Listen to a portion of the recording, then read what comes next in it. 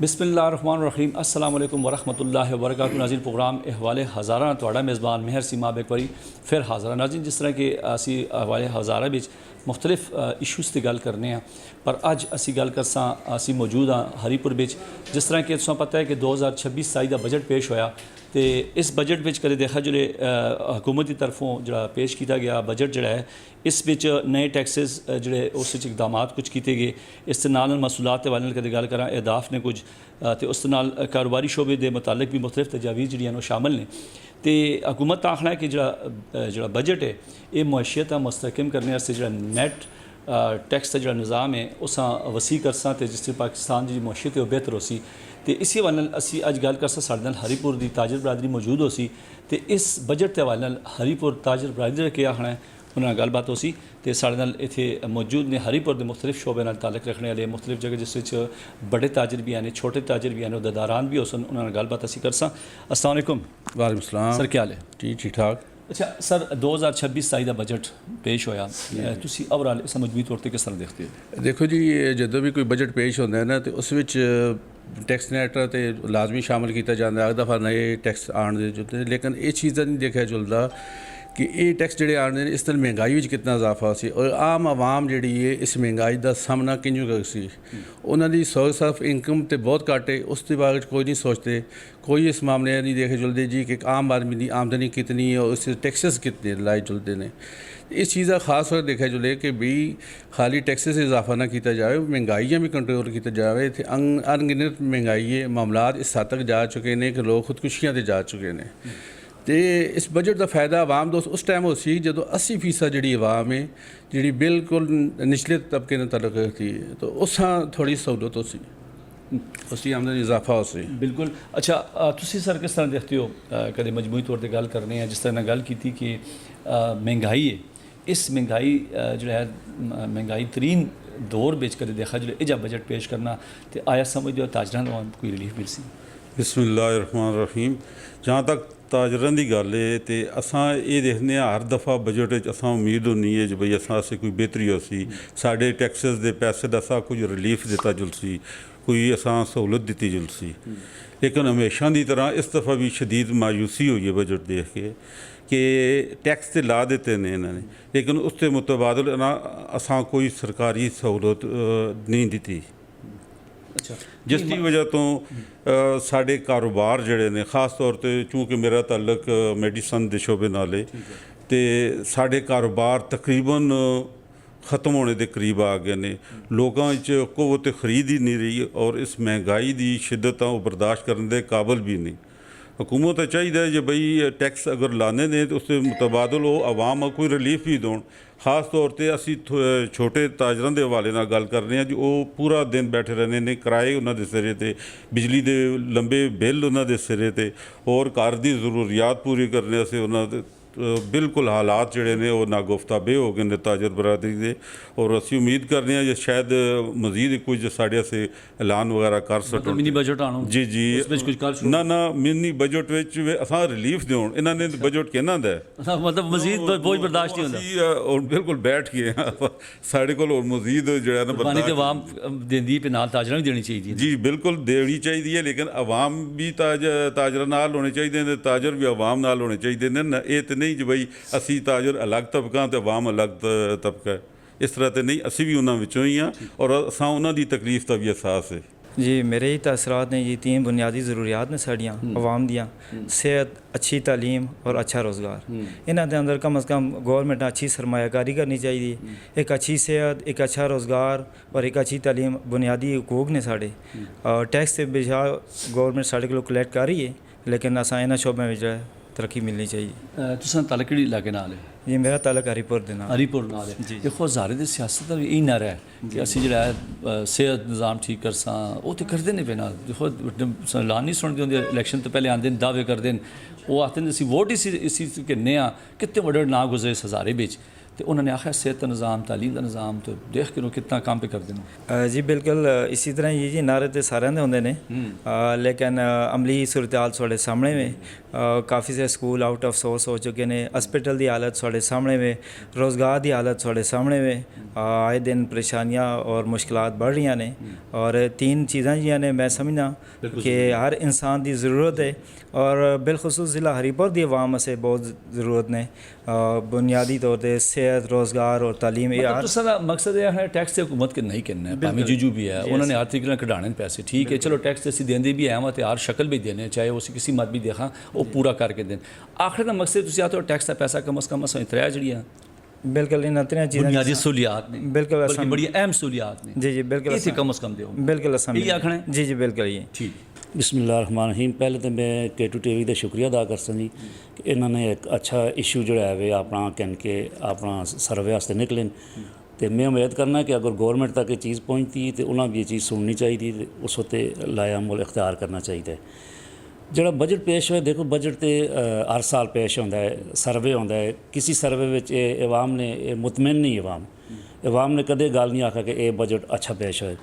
دیکھو جی بجٹ تا مہنگائی دا جڑا تعلق غریب عوام دا جڑا تعلق ہوتا ہے پٹرول نال ہوتا ہے گیس نال ہوتا ہے ٹیکسز نال ہوتا ہے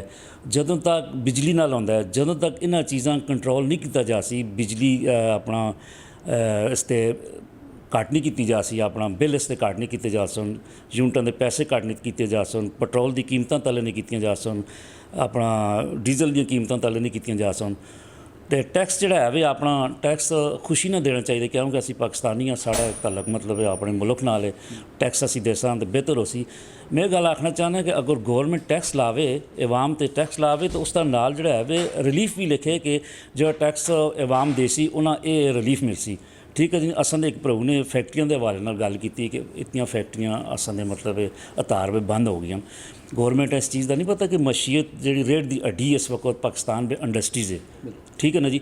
ਉਸ ਨਾਲ ਜਿੰਨੀਆਂ ਫੈਕਟਰੀਆਂ ਬੰਦ ਹੋਈਆਂ ਕਿਤਨੇ ਗਰੀਬ ਮਜ਼ਦੂਰ ਲੋਕ ਜਿਹੜਾ ਹੈ ਵੇ ਫਾਰਗ ਹੋਣ ਉਹ ਕਿਉਂ ਬੰਦ ਹੋਈਆਂ ਅੱਜ ਤੱਕ ਗੌਰਮੈਂਟ ਨੇ ਪੁੱਛਿਆ ਉਹ ਫੈਕਟਰੀਆਂ ਤਾਂ ਬੰਦ ਹੋਈਆਂ ਕਿ ਉਹ ਬਿਜਲੀ ਦੇ ਬਿੱਲ ਇਤਨੇ ਜ਼ਿਆਦਾ ਆਉਂਦੇ ਨੇ ਅਫੋਰਡ ਨਹੀਂ ਕਰ ਸਕਦੇ ਗੈਸ ਦੇ ਬਿੱਲ ਇਤਨੇ ਜ਼ਿਆਦਾ ਆਉਂਦੇ ਨੇ ਉਹ ਅਫੋਰਡ ਨਹੀਂ ਕਰ ਸਕਦੇ ਆਖਦੇ ਜੀ ਮਜ਼ਦੂਰ ਦੀਆਂ ਤਨਖਾਹਾਂ ਵਧਾਉਣ ਫੈਕਟਰੀਆਂ ਚਲਦੀਆਂ ਹੀ ਨਹੀਂ ਪੈਟਰੋਲ ਉਹਨਾਂ ਮਤਲਬ ਇਤਨਾ ਜ਼ਿਆਦਾ ਮਹਿੰਗਾ ਮਿਲ ਰਿਹਾ ਬਿਜਲੀ ਦੇ ਬਿੱਲ ਇਤਨੇ ਜ਼ਿਆਦਾ ਆ ਰਹੇ ਉਹਨਾਂ ਪ੍ਰੋਫਿਟ ਹੀ ਨਹੀਂ ਉਹ ਕਿੱਥੋਂ ਜਿਹੜਾ ਹੈ ਗਰੀਬ ਲੋਕਾਂ ਨੂੰ ਰਿਲੀਫ ਮਿਲਣਾ ਚਾਹੀਦਾ ਤੁਸੀਂ ਕਿਹਾ ਤਾਂ ਉਹਨਾਂ ਕੁਝ ਇਹ ਜੇ ਸਬਸਿਡੀਆਂ ਦਿੱਤੀ ਜੋ उनके वो आगे आवाम रिलीफ या शहरी में दे सकते बिल्कुल फैक्ट्रियां सबसिडी मिलती जुले और उन्हें गल आखी जुले असीं इतनी सबसिडी दे रहे हैं और इतने परसेंट जो है तुसीं अवाम जो है रिलीफ दो तां जो है गरीब आप देख कम अज कम इन्हें हथ दो बिल्कुल हाँ इन्हें जितने परसेंट गैस और पेट्रोल के अंदर सबसिडी देन टैक्स घट करो ना जी तो वो इन्हें इस चीज़ का पाबंद बनाओ कि अगे तुसीं इन्हां चीज़ों के टैक्स घट करके अवाम जो है साथ आवाम ते बिल्कुल हाँ और इस पर बहुत बड़ी बेहतरी आ सकती है जी बजट तो देखो ओवरऑल तो बजट अच्छा ही तकरीबन रिफ्लैक्शन उसकी अच्छी आ रही है लेकिन गल है कि जिस तरह टैक्स एक्सपेंशन इन्हें करने की कोशिश की जरा एकदम एक्सपेंड करो तो ये जरा ये बहुत ही मैसिव किस्म का और ख्याली उन्होंने टारगेट है जरा कि मैं नहीं समझता कि इतना टारगेट वो अचीव कर रखते हैं और कल यकीनन इन्हें आगे चल के किसी वक्त मिनी बजट करना पैसी इन्हें IMF की तरफों प्रेशर आसी यकीनन और ये जरा टारगेट इन्हें रखा है एक गैर हकीकी टारगेट रखे थे जहाँ तक छोटे ताजरान का तल्लक है या बाकी जो बिजनेस कम्यूनिटी है उन्होंने मैं ख़ास तौर पर गल करना चाहना कि देखो कोई भी ताजर जब आम कोई बंदा जो है वो टैक्स देने तो कभी भी इनकार नहीं करता जिस तरह कि बाकी सारी दुनिया भी देंगे ने पाकिस्तानी भी टैक्स देना चाहते हैं लेकिन उसके बदले में वो फैसिलिटीज़ भी तो चाहते हैं कि जी अगर एक टैक्स देसी कोई बंदा तो क्या उस टैक्स तो बाद मजीद कोई महकमा मजीद कोई बंदा आके उसको और कोई गुना टैक्स देना किनसी अगर ये किनसी तो फिर ये टैक्स ना देंगे असी जरा छोटे जरा टैक्स तुसी ला रहे हो अगर तुसी टैक्स लाओ और तुसी असां ये भी गारंटी दो कि ये ही टैक्स हो सी इस तो बाद और कोई टैक्स ना हो सी इत्थे ते 15,000 जनाब मैं टैक्स चैम्बर में होना मैं पता है कि इत्थे मैं नाउन न करना चाहता मुनासिब नहीं लेकिन बड़े लार्ज टैक्स पेयर जेह्ड़े रिपोर्ट दे लेवल दे है ने FBR रिकार्ड बिच जेह्ड़े बड़े लार्ज टैक्स पेयर ने करोड़ां अरबां भी टैक्स दे रहे ने उस नाल मेरी गल हो रही मैं आखे सर मुबारक होए तुसां दा नां गए जी बड़े टैक्स पेयर भी उस आखे उस दी वजह तो 22 नोटिस ऑलरेडी रिसीव कर चुके हैं 3 आ जाने के चांस ने मां मजीद FBR की तरफों यानी ये रिस्पैक्ट है टैक्स पेयर होने की तो जो ड्यू रिस्पैक्ट दो टैक्स के नो ड्यू फैसिलिटीज़ दो ਮੋਸਟ ਵੈਲਕਮ। ਅਸੀਂ ਆਪਣੀ ਗਵਰਨਮੈਂਟ ਆ, ਅਸੀਂ ਆਪਣੀ ਰਿਆਸਤ ਦੇ ਖਿਲਾਫ ਨਾ, ਰਿਆਸਤ ਦਾ ਅਸੀਂ ਮੰਨਦੇ ਹਾਂ, ਰਿਆਸਤ ਦੇ ਹਰ ਹੁਕਮ ਮੰਨਦੇ ਹਾਂ, ਲੇਕਿਨ ਰਿਆਸਤ ਕੋਲ ਅਸੀਂ ਐਕਸਪੈਕਟ ਕਰਨੇ ਹਾਂ ਕਿ ਉਹ ਤਾਜਰਾਂ ਔਰ ਬਾਕੀ ਸਾਰੀ ਜਿੰਨੀ ਪਬਲਿਕ ਜਿਹੜੀ ਹੈ ਉਸ ਆਪਣੇ ਬੱਚੇ ਸਮਝੇ ਔਰ ਉਸ ਦੇ ਹਕੂਕ ਦਾ ਤਹਫਜ਼ ਕਰੇ। ਅੱਛਾ, ਜਿਸ ਤਰ੍ਹਾਂ ਕਦੇ ਅਸੀਂ ਬਜਟ ਦੀ ਗੱਲ ਕਰਨੇ 2026-27 ਦੀ, ਕਿਆ ਆਇਆ ਤੁਸੀਂ ਦੇਖਦੇ ਹੋ ਕਿ ਇਸ ਬਜਟ ਦੇ ਹਵਾਲੇ ਨਾਲ ਜਿਹੜੇ ਤਾਜਰ ਜੋ ਹਨ ਇਹਨਾਂ ਇਸ ਵਿੱਚ ਅਨਬੋਰਡ ਕੀਤਾ ਗਿਆ ਜਾਂ उन्हें तहफ़्ज़ात सुने गए? जिस तरह तुसां आखिया कि कोई बजट पिछ कुछ चीज़ां जी कि जेह्ड़े कि छोटे ताजर या बड़े ताजर जो भी तुसीं आखते हो वो इस नाल मुतासर हो सकते हैं कि क्योंकि जिस तरह की हुकूमत का तो यही आखना है कि असी जो टैक्स नैट है इस वसी करसा तो साड़ी मौशियत जी मुस्तहकम होसी, तो क्या इस विच ताजरां भी इस विच किया गया या सुना गया? सर मैं काफ़ी अरसे तो चैम्बर नाल मुंसलिक हाँ, मुख्तलिफ अहदे ते मेरे हाँ। इस दौरान मैं देखा कि साल ब साल तकरीबन रेगुलर एक पैटर्न है कि फेडरेशन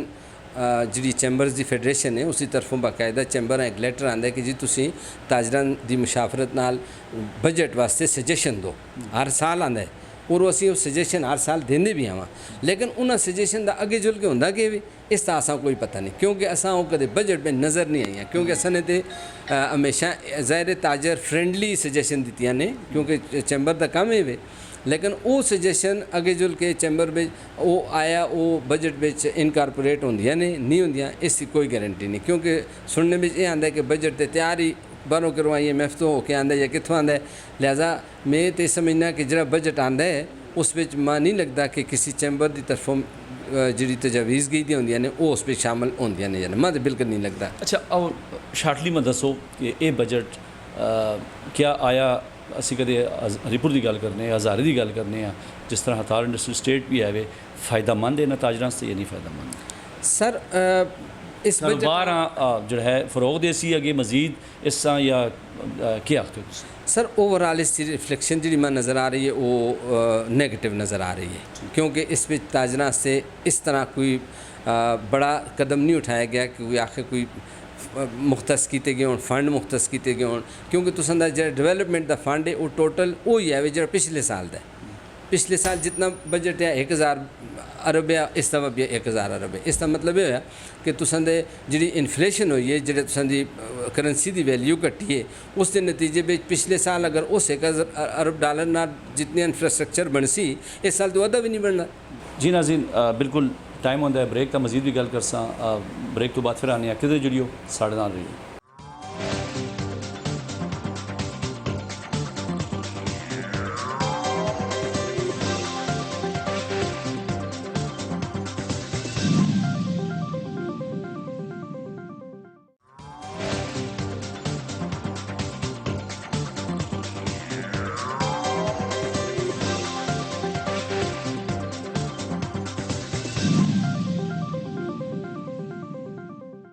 जी नाज़रीन, प्रोग्राम में एक बार फिर सौ खुश आमदेद आखने असी गल कर रहे हैं अज बजट 2026-27 के हवाले नाल हरीपुर के ताजर बरादरी नाल, जिस समय सब दसता चला कि इस बजट में कदे ओवरऑल असी देखा हरीपुर के ताजर के जो तहफ़्ज़ात ने या जो उन्होंने राय ने वो तुसां सुनिया। मजीद असी गल कर साढ़े नाल जो हैं हरीपुर चैम्बर ऑफ कामर्स के नायब सदर भी साढ़े नाल मौजूद ने, गलबात कर सकते हैं। अस्सलाम वालेकुम जी। वालेकुम सलाम। क्या हाल है, ठीक हो? जी बहुत बहुत शुक्रिया जी। अच्छा, 2026-27 बजट इस हवाले नाल जो हरीपुर के ताजर ने या तुसी इस हवाले नाल मजमूई तौर पर क्या आखना चाहते हो? सब तो पहले तो मेरे ख्याल इस पाकिस्तानी असांस से बजट इस करके भी शर्मनाक है कि साढ़े बजट का 50% सिर्फ कर दी मादे उसकी सूद की मादे जा रहा है। 1800 अरब 18000 अरब रुपये का साढ़ा बजट पेश होया, जिस साढ़ा 8000 अरब सिर्फ सूद की मादे जुलसी।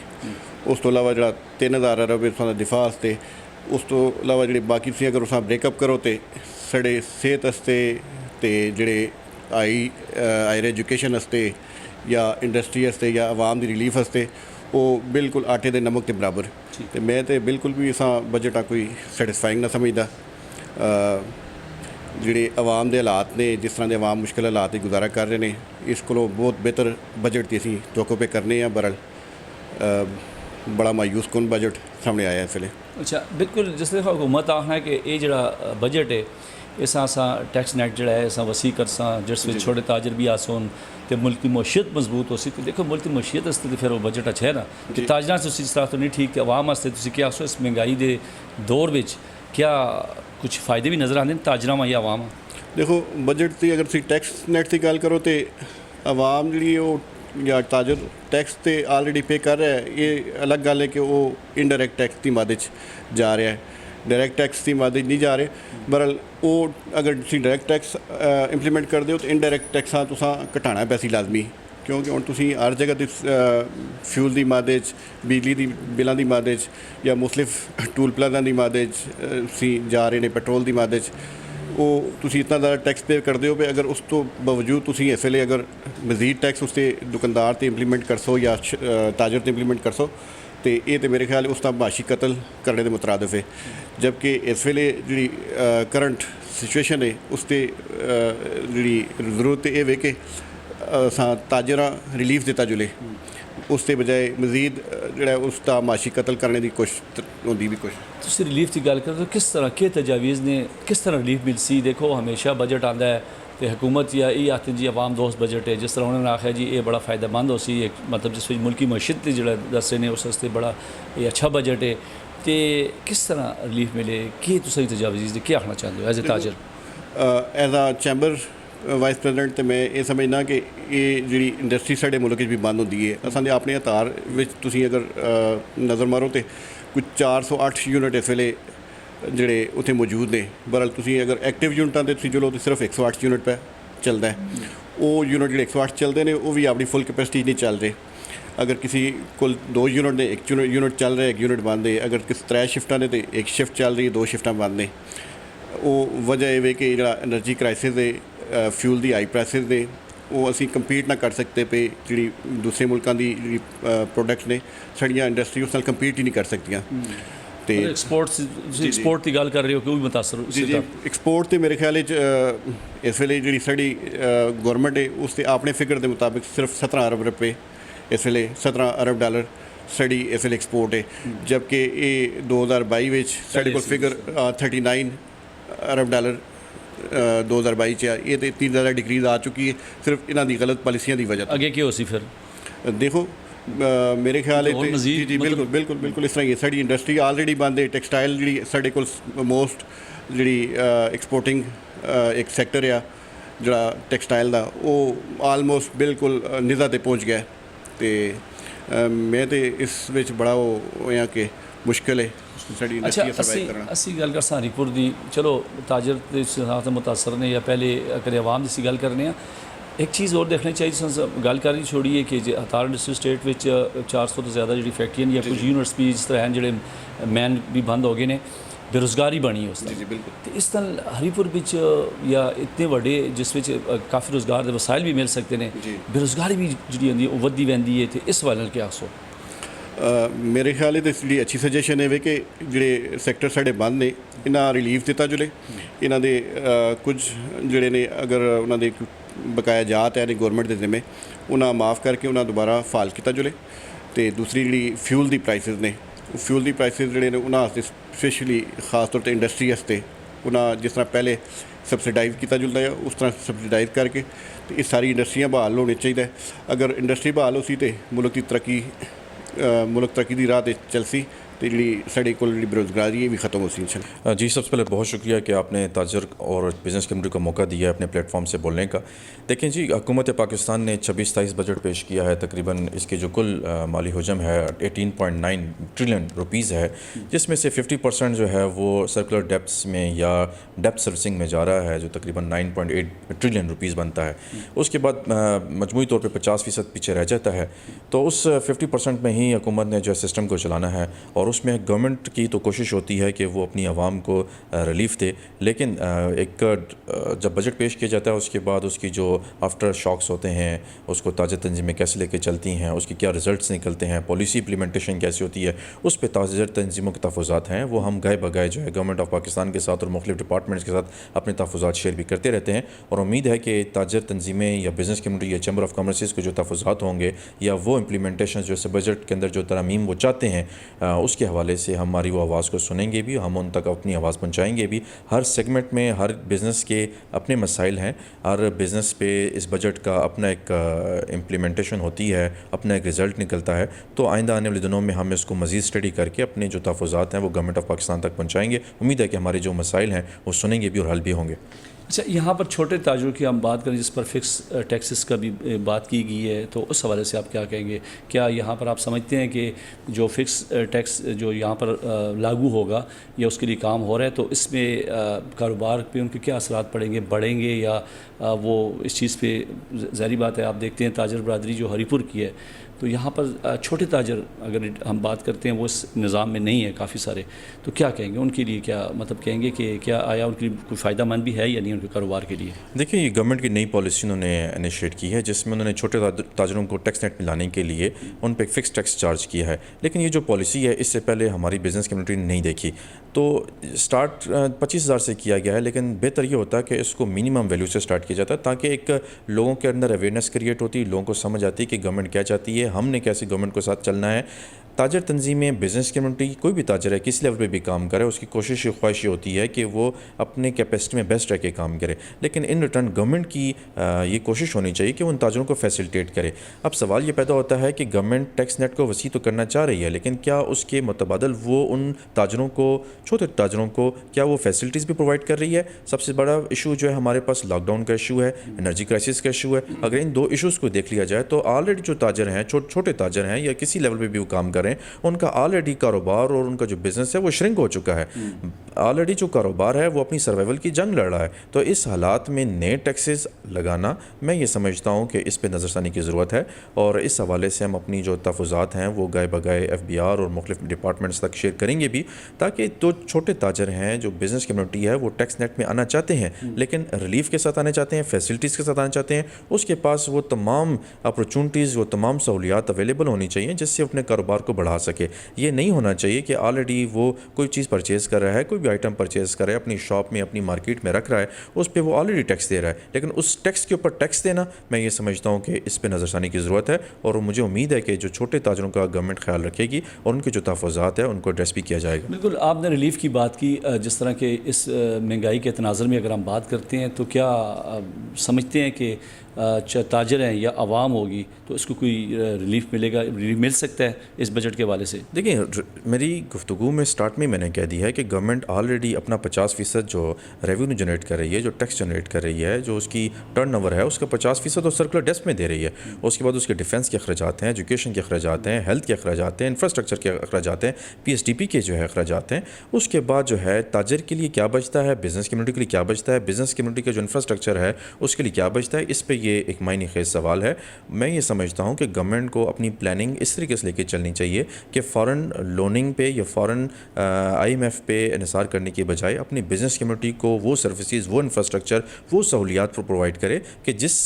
سینیریو میں بزنس جو ہے وہ گروتھ پہ آئے. اور جب بزنس گروتھ میں آئے گا, بزنس بہتر ہوگا, بزنس اپنا ٹرن اوور جنریٹ کرے گا, ڈیفینیٹلی ٹیکس بھی لوگ پے کریں گے, خوشی سے پے کریں گے, اور گورنمنٹ کے مسائل بھی حل ہوں گے اور عام آدمی کے مسائل بھی حل ہوں گے. لیکن مسئلہ یہ ہے کہ ہمیں اکنامک گروتھ لیڈ ایکٹیویٹی کی طرف جانا چاہیے, نہ کہ جو آلریڈی لوگ ٹیکس نیٹ میں ہیں ان کو مزید شرنک کیا جائے, ان کو مزید ہراساں کیا جائے, جس سے وہ جو ہے لوگ گھبرائیں بھی اور لوگ پاکستان سے پیسہ لے کے باہر جائیں. جی ناظرین, ساڑھے نال موجود نے مفتی حفیظ الرحمان صاحب جڑے کہ ایگزیکٹو ممبر نے ہری پور چیمبر آف کامرس سے, انہوں کو پوچھ سا گل بات کر سا. السلام علیکم. وعلیکم السلام. کیا حال ہے, ٹھیک ہو؟ جی شکر ہے اللہ دا, جی الحمدللہ. اچھا, گل بات یہ ہوئی, میں یہ دسو جس طرح کہ کدے ہری پور کے حالات دیکھا, چاہے چھوٹے تاجر دیکھنے ہیں, بڑے تاجر دیکھنے ہیں, انڈسٹریاں اسی دیکھنے ہیں, ہری پور اتار انڈسٹری اسٹیٹ دیکھنے ہیں, کی حالات نے بجٹ تو بعد دیتے آئے تو اس سے پہلے بھی حالات تھوڑے دس چھوڑو. جی بسم اللہ الرحمن الرحیم. پہلے تو K2 TV دا اور تساں دا بہت شکریہ کہ اس موقع ہوتے کہ جس ویلے وفاقی بجٹ پیش ہو چکا ہے اور صوبائی بجٹ بار بار پیش کرنے کی کوشش کی جا رہی ہے, اس موقع ہوتے تسی یہ سوال پہ کرتے ہو. تو ہری پور دے حوالے نال جتھے تک تعلق ہے اتار انڈسٹریل اسٹیٹ دی, چیئرمین اتار انڈسٹری دے بکول اتھے 1100 یونٹ فیکٹریاں دے لگے دے نے, جس بچوں اس ویلے 800 بند ہو گئے نے اور باقی بھی بند ہونے دے قریب نے, یا وہ اپنے انہوں نے یونٹس بہت زیادہ محدود کر کے دے.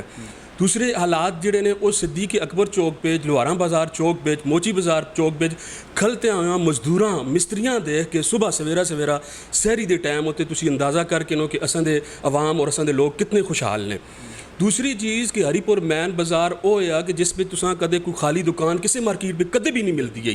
अगला ताजर जुलदा नहीं है, उस कोलों कारोबार खरीद किंदे। इस वेले दी हालत ये वे कि दुकानदार अपना किराया पूरा करना, अपने मुलाजमान दी तनख्वाह पूरियां करना उन्हां वास्ते मुश्किल पई हुई है। और दूसरी जिहड़ी ज़ालिमाना किस्म दा टैक्स है ये जिहड़ा